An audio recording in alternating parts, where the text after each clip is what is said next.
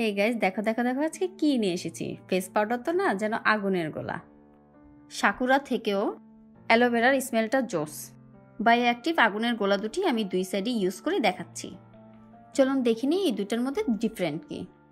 এত কম দামে এত ভালো প্রোডাক্ট আমি জীবনও দেখিনি। আর জানিয়ে রাখি, আজকে অ্যালোভেরা ইনপুট হয়েছে।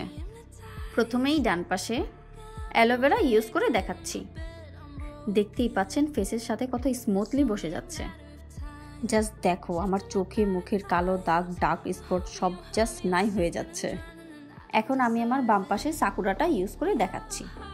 আমরা যারা ঝটপট রেডি হতে চাই তাদের জন্য এটা বেস্ট প্রোডাক্ট।